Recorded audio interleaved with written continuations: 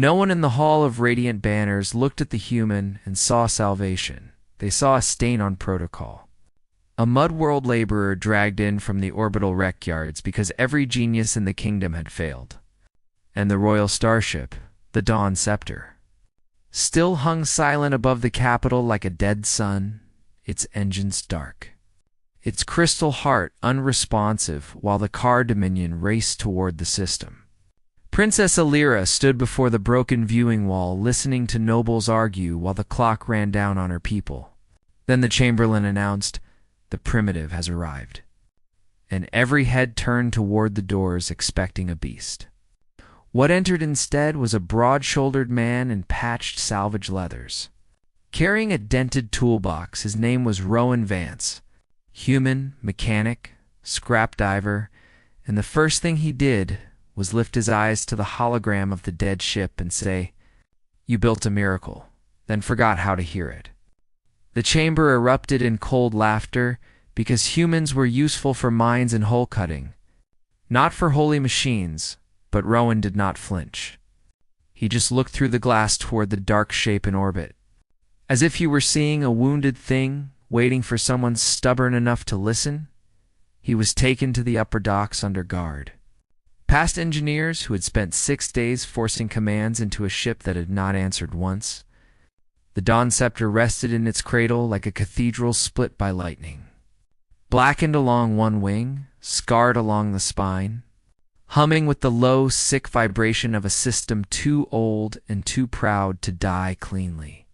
The prime mechanist met Rowan with disgust and warned him not to touch anything sacred. Rowan only asked for the failure logs, the power sequence map, the last clean restart time.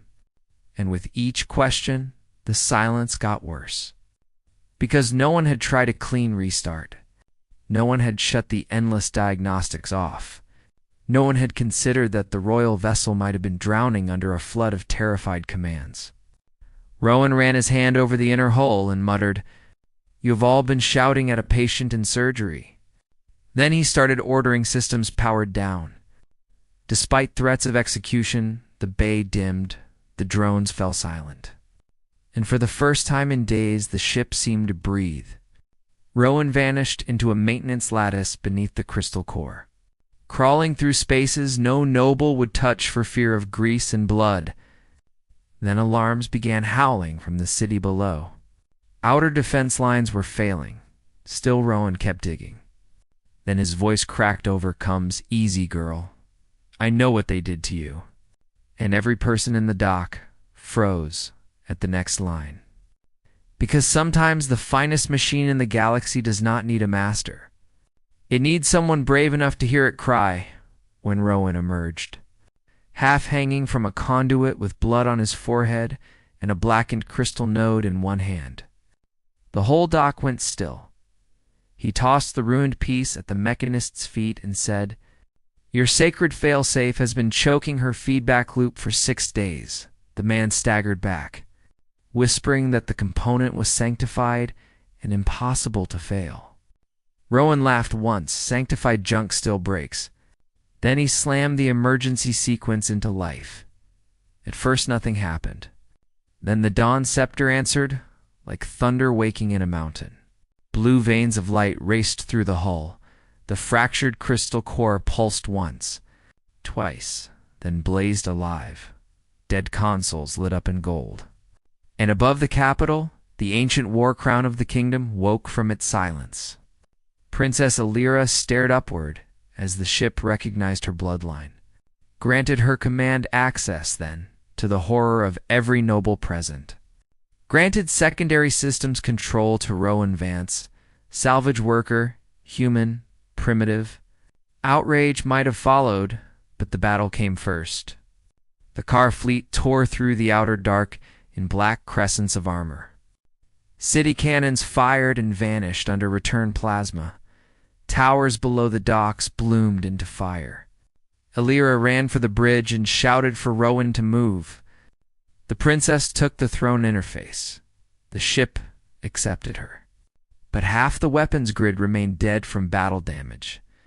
Rowan scanned the collapsing lattice and the enemy fleet dropping toward the capital, and delivered the line that later became legend: "If it can breathe, it can bite."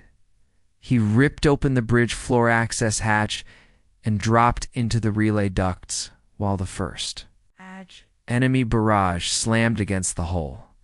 All through the ship, Alira felt systems coming alive in bursts as Rowan patched broken conduits with stripped cable, rerouted power through forgotten manual channels, and used the kind of practical genius that empire builders always dismiss until the walls start shaking.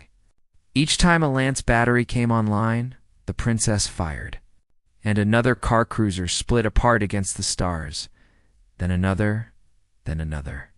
Across the city, people looked up and saw their dead royal ship climbing back into the sky, blazing gold against the smoke. Then the car flagship moved in close, spinal cannon charging bright enough to bleach the cloud tops white. The Dawn Scepter had one firing solution left, and one final main lance. But the last relay on the weapons web was cracking under load. Rowan reached it deep in the engine throat, took one look, and understood there would be no repair, only sacrifice. He drove the manual harness into the relay cradle, wrapped both hands around live conduits, and became the missing bridge with his own body. On the command deck, every failing glyph turned solid gold. Alira heard his voiceover comes, raw with pain and somehow still steady. "Finish this." The princess fired. Royal light crossed the void like judgment. The car flagship broke apart from bow to stern, and the war above the capital ended in one impossible stroke. When medics pulled Rowan from the relay chamber, he was still alive, barely, hands burned black. And as they fought to save him, the Dawn Scepter spoke across every channel in ancient command speech, translated for all to hear, primary restoration credit. Rowan Vance, human, keeper of the living fire. After that day, no one in the kingdom called humans primitive with contempt again, because when polished minds failed and noble hands trembled, a man from the scrapyards had listened to a dying starship, answered its pain, and taught an empire what humanity was really for.